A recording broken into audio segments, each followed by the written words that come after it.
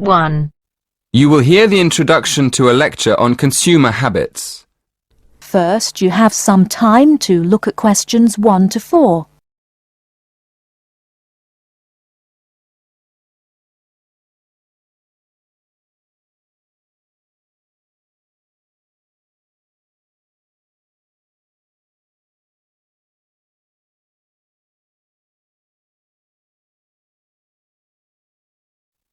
Listen carefully and answer questions 1 to 4. Good evening, everyone. This evening, I'm going to continue last week's lecture by talking more about how people spend their money. First of all, I'm going to compare how people of different age groups spend their cash. You probably know that there's a lot of difference between what young people do with their money, how families spend their money, and what more mature people do. Secondly, I want us to think about what we imagine men and women spend their money on. And then, I'm going to look at male and female spending patterns and see whether we were right. OK, to start with, let's divide the population into 3 sections. Let's say young people up to the age of 30 in the first group. Then, let's put families in the 30 to 55-year-old group. So that puts adults over 55 in the mature group. Does that make sense? Before you hear the rest of the conversation, you have some time to look at questions 5 to 10.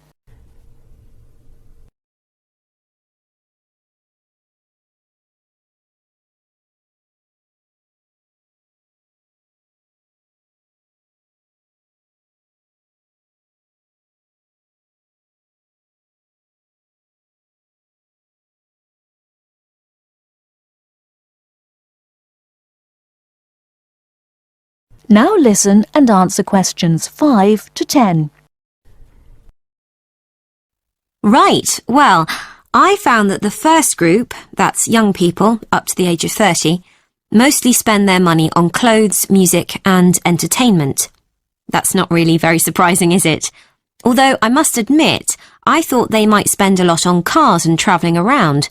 So, the next group is what I've called families, people in the age group from 30 to 55. Naturally, as I expected, this group spends most of its money on food, toys and trips out. But I was surprised to find that people aged between 30 and 55 spend most of their money on furniture and kitchen equipment. I suppose it's logical if you think about it.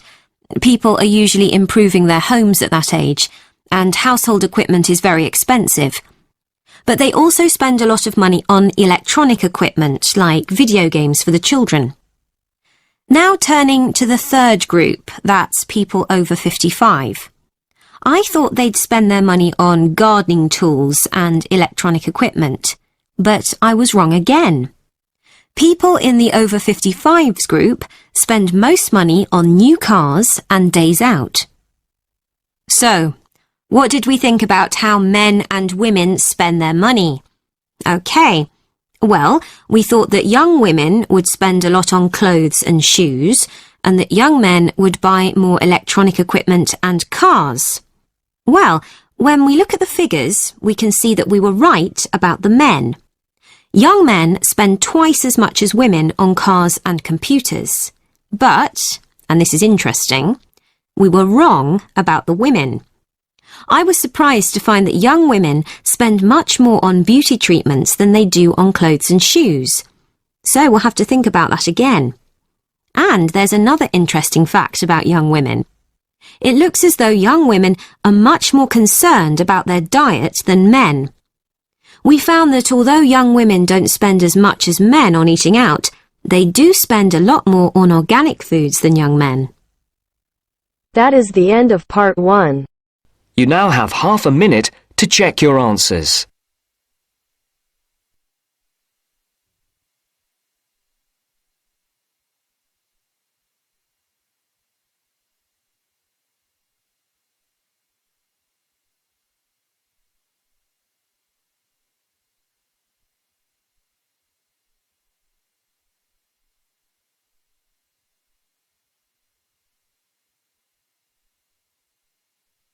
Now turns to Part 2.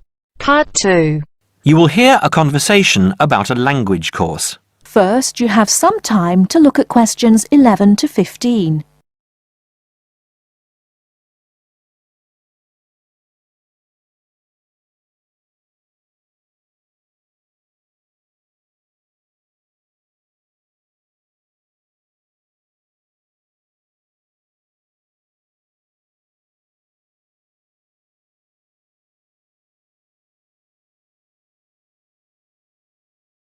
Now, listen carefully and answer questions 11 to 15. Peterson. John Peterson. Could you spell that for me, please, Mr. Peterson? P-E-T-T-E-R-S-S-O-N. That's a double T and a double S. Am I right? That's right. Now, could I ask you where the course takes place? Well, we offer courses in Hamburg and Berlin. For your level, there's never a problem. There are always plenty of people for the intermediate classes. Oh dear. Does that mean that there might be a lot of students in my class? I wouldn't be very happy about that. No, don't worry, Mr. Peterson. The maximum class size is 12, but I've never known there to be more than 9 or 10 in a class. It could even be 5 or 6. Good. Actually, I'd prefer to study in Berlin. And how long is the course? 3 weeks, 5 hours a day. 2 hours only on Saturday. Sundays free. I see. And what about accommodation? There you have a choice, Mr. Peterson. You can either stay with a German family who are used to having such guests, or you can stay on the university campus, or we can book you into a nearby bed and breakfast. Is there a big difference in price? Not really. Staying with the family works out the cheapest, and the bed and breakfast is a bit more money. Staying on the university campus comes somewhere between the two price-wise, but Berlin is not too expensive anyway. Which do you recommend? Well, if you want to practice your German and be part of a German family, I would recommend staying with a family. Our families are all hand-picked, and we've never had any sort of complaint. Yes, I'll probably do that then. What are the dates of the course? The first summer course starts on the 1st of June in Hamburg and a week later in Berlin, which is what would concern you as you have chosen the Berlin course. That's the 8th of June. The next course would begin on the 2nd of July and then... The 2nd of July course would be perfect for me. Can you put me down for it now? Certainly, Mr. Peterson. Can I have your address, please? 26 Mayfield Drive, Orpington, Kent. I'm afraid I can't remember the postal code. Don't worry, Mr. Peterson. I'll check on it. Before you hear the rest of the talk, you have some time to look at questions 16 to 20.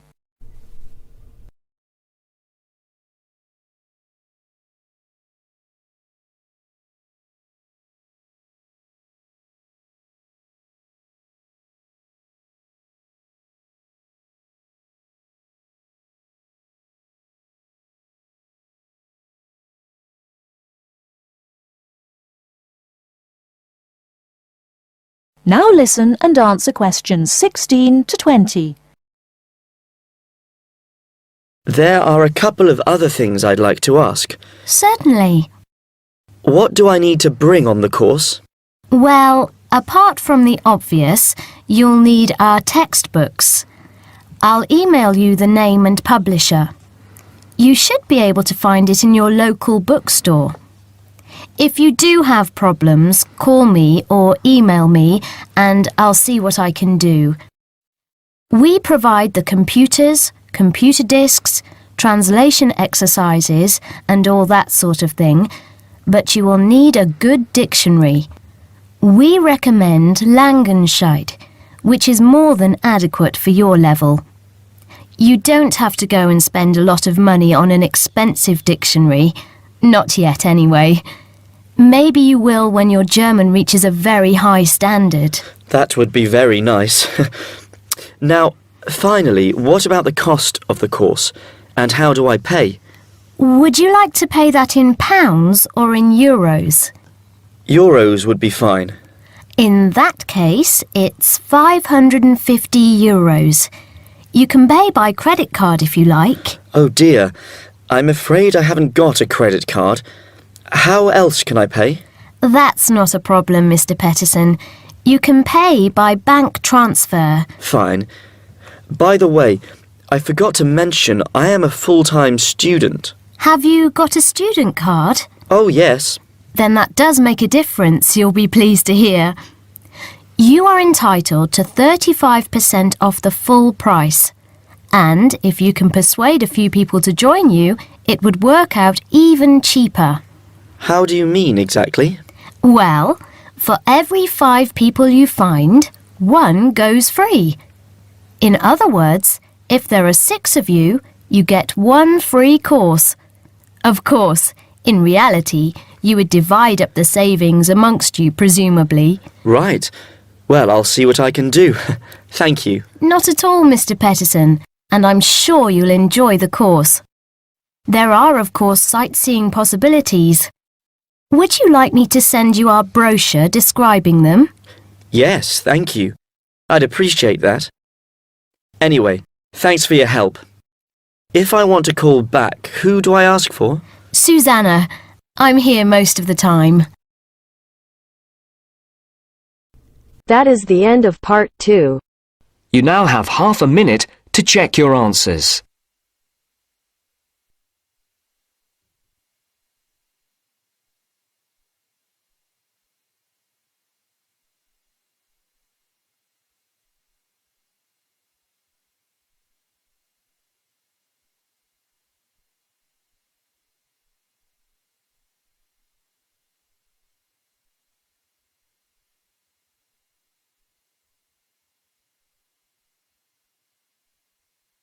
Now turns to part 3.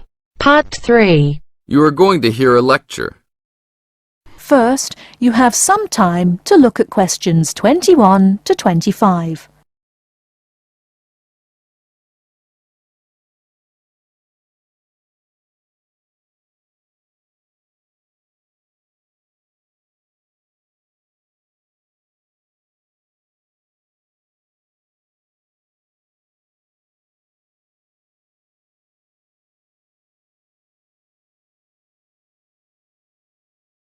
Now, listen carefully and answer questions 21 to 25.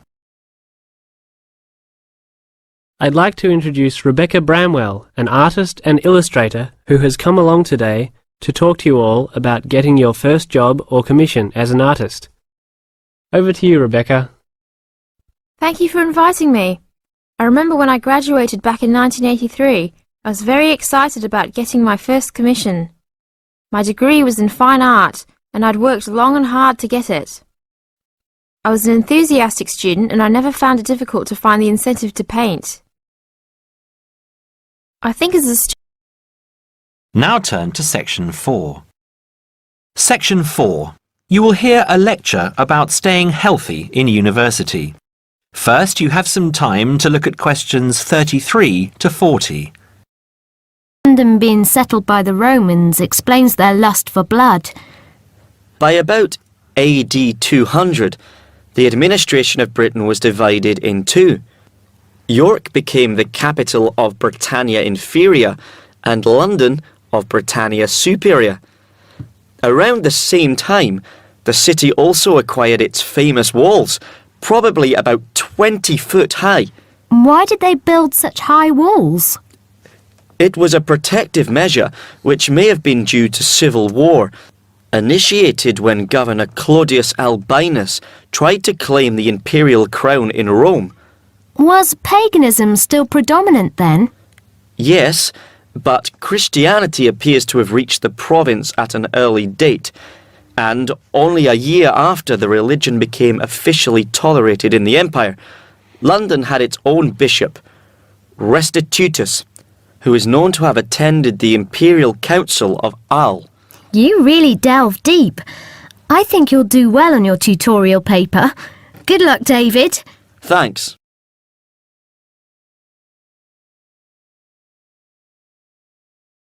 Good morning all. Welcome to our regular lecture on health issues. This series of lectures is organised by the Students' Union and is part of an attempt to help you stay healthy while coping with study and social life at the same time. It's a great pleasure to welcome back Ms. Mary Kirk, who is a professional health advisor and physical education officer. Thank you, Peter, for the introduction. It's a pleasure to be back. Today we're going to discuss the benefits of exercise. University life is hectic and stressful. It also involves a lot of sedentary work, that is, sitting for many hours at a time.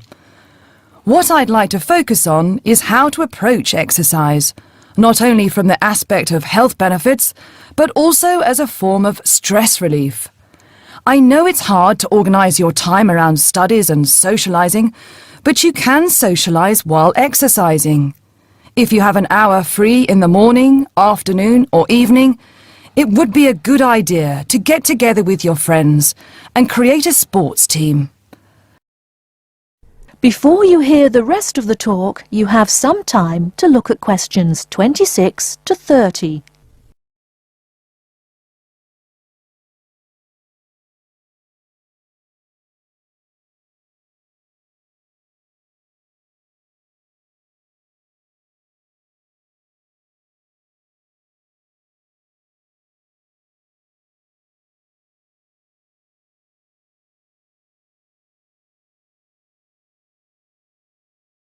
Now listen and answer questions 26 to 30. The grounds of the university are ample enough to support every student's need to become active.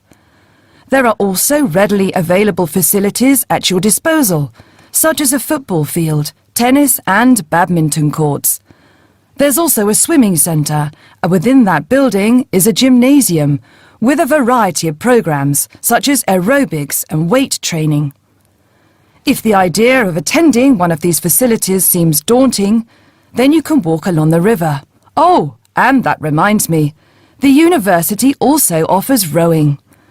If there is a sport that you're interested in that's not on offer, you can approach either your student union representative or speak with Sports Administration Manager, Mr. Lawrence Cavendish. Now, I want to talk about why exercise is beneficial, physically and emotionally. The obvious results are physical. You can keep fit by using muscles that ordinarily don't get used in the classroom. The health benefits are astronomical.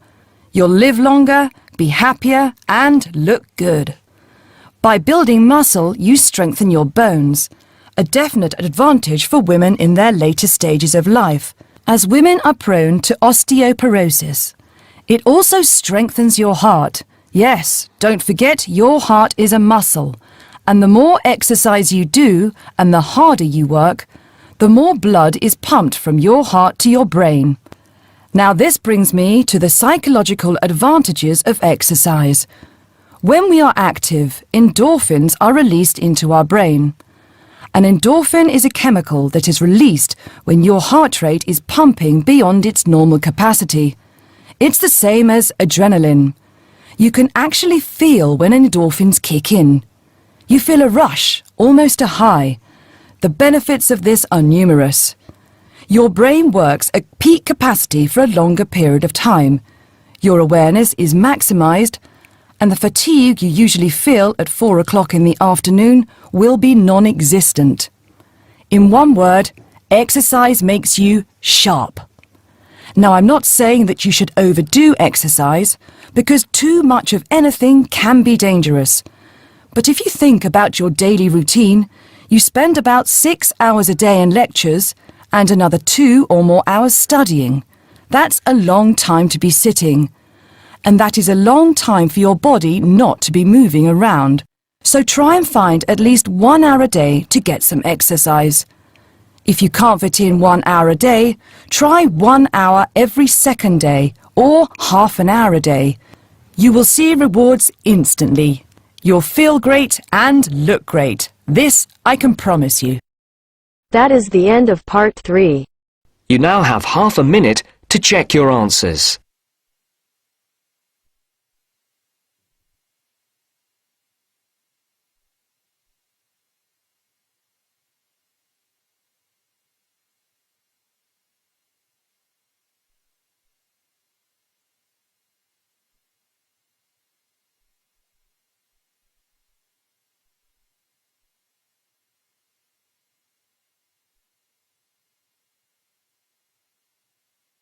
Now turns to part 4. Part 4. You will hear an interview about why conservation groups, such as Greenpeace, are interested in protecting whales. First, you have some time to look at questions 31 to 40.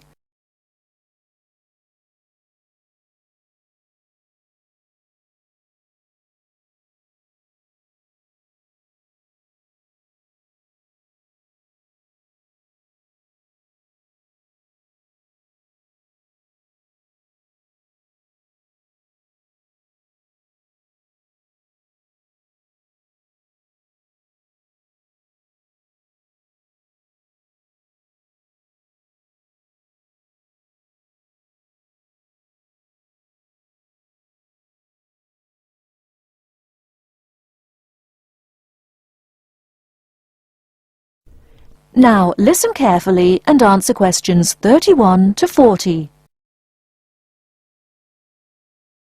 We hear a lot these days about whales and the need to protect them. But when did this interest start? Because people have been hunting whales for centuries, haven't they? Yes, for at least 1,000 years. And there were no problems until this century, really. What happened was that fishing technology became much more efficient and the ships were much faster, so more and more whales were caught. In the 1960s, the main whaling countries were killing more than 60,000 whales a year, and I think everyone began to realize that something had to be done. When did the killing begin to slow down? It was quite a slow process, and it was the environmental groups like Greenpeace that really made things change. I mean, they set out to make people aware of the fact that whales were fast becoming extinct. But even now, we don't know if this interest has come too late. If you take the great blue whale, for example, which at 30 or 40 meters long is the biggest animal there has ever been, now there are perhaps about 2,000 or so left. In fact, they have been protected for quite a long time, but there is still no sign that their population is growing. Am I right in thinking that killing whales is against the law? Yes. In fact, there was an international agreement to stop killing whales, but there are 3 countries which still catch whales, and they are Iceland, Norway, and Japan. In fact, under the international agreement, they're allowed to catch whales for scientific research, and they use this as an excuse to carry on as they did before. What do they use the whale for?